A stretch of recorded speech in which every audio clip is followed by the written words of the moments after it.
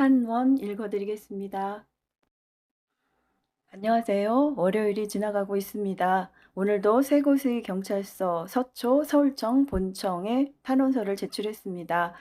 다들 알고 계신 변사사건심의위원회 때문입니다. 국가법령정보센터에 가보니 행정규칙에 변사사건 처리규칙이라고 있네요. 종결의 우려야 말할 것도 없지만 재수사가 의결돼도 1개월 내에 보강수사 후 재심의 요청이라고 되어 있습니다. 이번에도 역시 서초 소장님의 위원회를 마치시는데 발표는 서울청이 하네요. 일선에 있는 서초서의 형사분들이야말로 고생하셨고 힘드셨을 겁니다. 많은 분들이 관심을 가지고 있으니 해결하시고 싶으실 거라 생각합니다. 다만 초기 시간을 놓치는 바람에 유용한 증거나 증인을 찾는 것은 쉽지 않은 일이고 많은 인원이 이 일에만 매달릴 수도 없겠죠. 이런 일을 해결하려고 저런 규칙을 만들었나 봅니다. 하지만 유족 입장에선 애지중지 키운 하나밖에 없는 다 큰 아들이 집 앞에 나가서 사라졌고 며칠 만에 한강에서 발견되었고 수상한 정황이 이렇게 많은데 열심히 했지만 수사를 종료하겠다는 말을 받아들일 수 없습니다. 수사를 경찰만 할 수 있는 지금 이 시점에서 경찰이 종료하면 우리는 어떻게 해야 할까요? 그래서 탄원에는 다른 민생 수사를 위해 소수라도 좋으니 별도의 전단침을 구성해서 수사를 지독해달라고 간절히 요청했습니다. 예를 들어 정민이 머리에 난 상처는 어떻게 발생했고 그건 입수 경위에 어떤 영향을 미쳤을까요? 이런 것에는 더 미련이 없으신가 봅니다. 국어사전에 보면 생존권은 살아있을 권리라고 나옵니다. 정말 인간의 기본적인 자연권이죠. 우리나라는 하루에 수많은 사람이 죽어나가는 나라가 아닌데 제 아들의 생존권이 채 두어 달의 수세밖에 가치가 없는지 의문입니다. 많은 분들이 공감하시고 있는 부분이 내게도 혹은 내 가족에게도 이런 일이 생길 수 있다는 것인데 조금 더 수사를 해달라는 게 그렇게 어려운 일일까요? 제 아들이 어떻게 물에 들어갔는지 모르고 평생을 보내야 한다는 것은 너무 가혹한 것 같습니다. 이번 주도 험난한 한 주가 예상되네요. 언제나 많은 관심에 감사드립니다.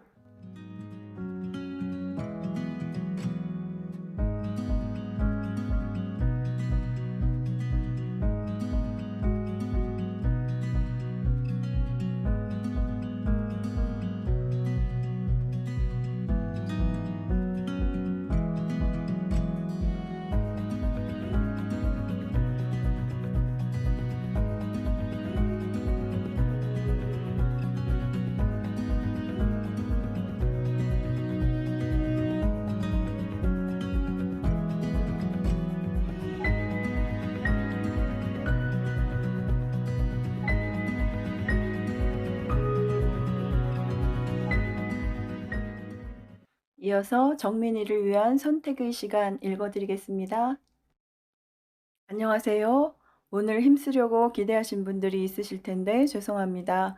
원래는 경찰의 변사사건 심의위의 개최를 막아보려고 탄원을 부탁드리거나 관련 부서에 전화 요청을 부탁드리려고 했습니다. 하지만 경찰의 의지는 확고부동하고 내일 개최해도 이상하지 않아서 의미가 없고 말만 많아질 것 같아서 다음 스텝으로 넘어가기로 했습니다. 원래 제가 초기에 말씀드린 사항이 있습니다. 아무도 겪어보지 않은 이 길을 가면서 우리나라가 어떤 나라인지 알게 될 거라고요. 그게 어떤 건지 그때도 알 수가 없었고 지금도 끝이 어디일지 모릅니다. 그냥 갈 뿐이죠. 더 이상 잃을 게 없는 저희는 우리나라에서 보장된 모든 걸 행사할 것이고 그건 5년이 될지 10년이 될지 모릅니다. 그 당시 예상했던 것과 크게 달라진 것은 두 가지가 있습니다. 하나는 의심스러운 정황이 많으니 수사로 밝혀질 가능성이 있다고 생각한 것인데 초기에 시간을 놓쳐서 어렵게 되었습니다. 어느 정도 예상을 했지만 실망스럽네요. 또 다른 하나는 아무도 관심 없는 외로운 길일 줄 알았는데 많은 분들께서 내 일처럼 생각해 주시는 겁니다. 저 혼자라도 끝까지 갈 생각이었는데 정말 외롭지 않습니다. 응원해 주시는 분들이야 말할 것도 없고 블로그 그만 쓰라는 말이 있는 것을 보면 아주 성공적입니다. 신경이 쓰인다는 얘기니까요. 전 뉴스에 올려달라고 한 적도 없고 그냥 제 얘기만 쓸 뿐입니다. 그걸 못하게 할 권리는 누구에게도 없습니다. 그럼 사건 발생 후 지금까지 제가 알게 된 것을 정리해 보겠습니다. 아시는 내용도 있겠지만 다들 참조하시기 바랍니다. 완전 범죄에 도움이 될지 모르겠네요. 1. CCTV 현실. 모든 것을 잡아낼 수 있는 경찰국가 같아서 돈을 주어도 신고하고 조심조심 살았는데 막상 닥치고 보니 엄청나게 허술합니다. 사람들이 많이 다니는 곳임에도 불구하고 사각지대도 많고 나중에 알았지만 너무 잘 보여서 인권 문제 때문에 철거된 것도 있다고 합니다. 결정적으로 설치 부서가 제각기라서 경찰 수사 시 무엇이 어디에 있는지 일목요연하게 보이는 것은 영화 속의 얘기입니다. 하나씩 보고 다니면서 찾아서 해당 부서에 공문 넣어서 받아서 보면 하루에 몇 개나 볼 수 있을까요? 그것만 하다가 골든타임이 지나갑니다. 그 다음은 그렇게 어렵게 구한 것도 경찰만 볼 수 있습니다. 실종자 가족이 같이 찾으면 빠를 텐데 개인정보보호법 때문에 당연히 안 됩니다. 경찰이 당연히 찾겠지 하다가 지금도 곳곳의 CCTV가 발견됩니다. 한남동 하이페리온에 있는 KBS 재난방송용은 각도를 돌리면 잘 보였겠지만 애초에 늦게 알아서 가보니 삭제되었다가 경찰의 답변이었고 저희가 찾아가서 보고 KBS에 연락하고 서울청 사이버 수사대까지 연락한 후 경찰에 부탁해서 포렌식을 했습니다. 뒤죽박죽이라 어렵다고 들었죠. 보는 것은 저희가 알 수 없으니까요. 그 아래 나왔던 새로운 CCTV도 알아보니 서초구청 관할인데 그 시간대에만 무슨 일이 있나 하고 돌려봤다고 합니다. 반포대교의 CCTV는 놀랍게도 열 영상 카메라도 있었습니다. 밤에 의외로 선명하게 나오죠. 이것도 보관 기간은 30일이라고 합니다. 그 모든 걸 경찰이 파악하고 확보할 수 있을까요? 편의점에 갔더니 거기는 보관 기간이 60일이라고 하더군요.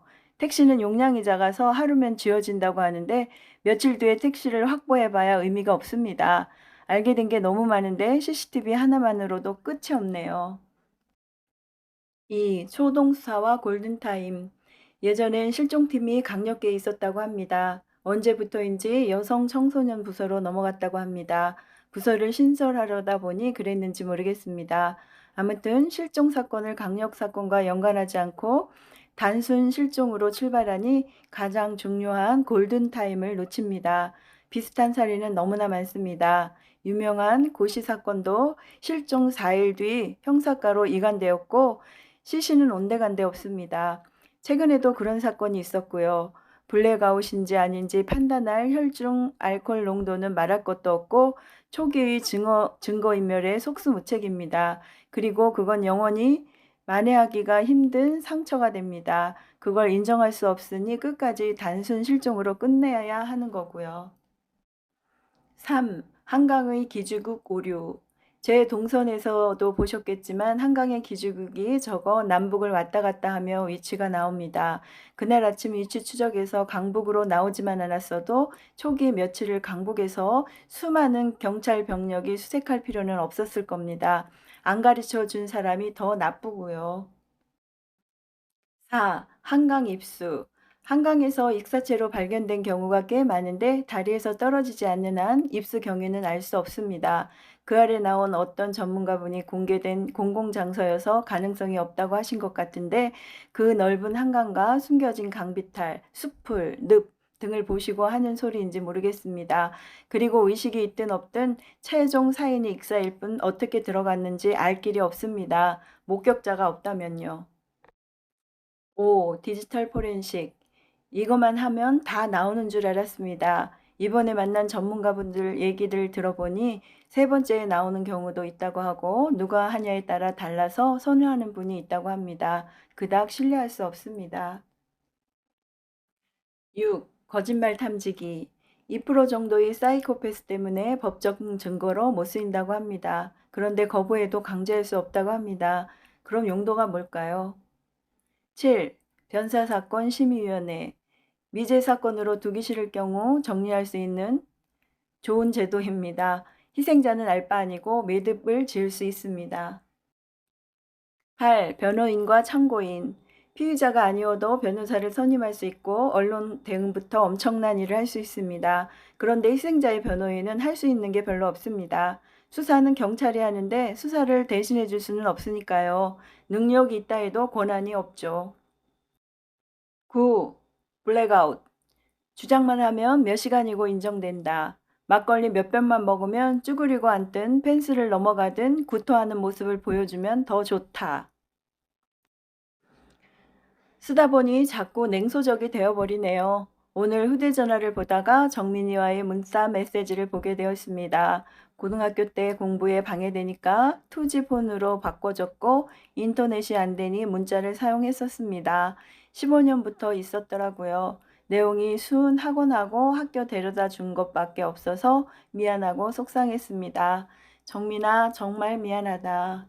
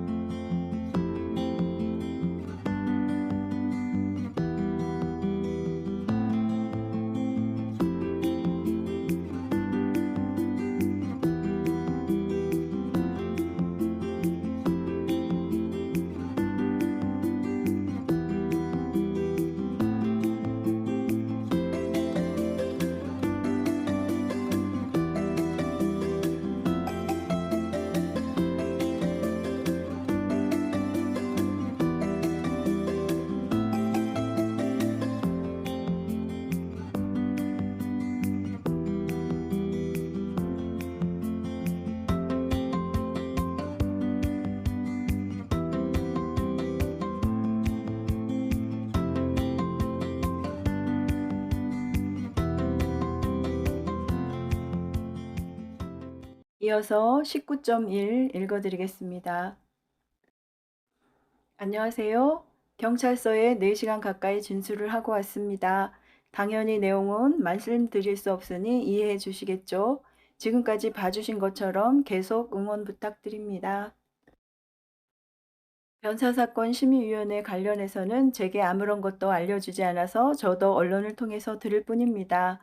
언제 어디서 열리는지 저는 전혀 모릅니다. 비공개라는 것뿐. 서울경찰청에서 열릴 뻔했다는 것도 지금 TV를 통해서 들었습니다. 그래서 제가 알려드릴 게 없네요. 아래 사진은 17년 5월에 갔던 사진이네요.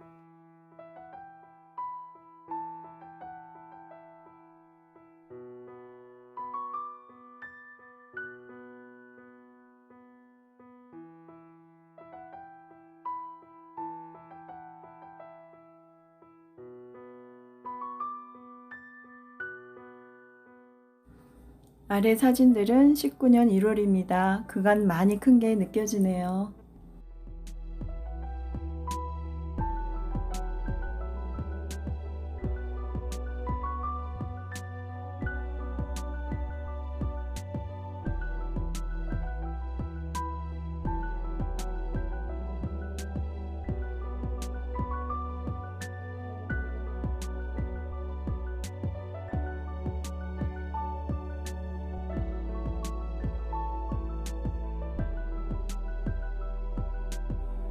오늘도 보고 싶은 정민이입니다.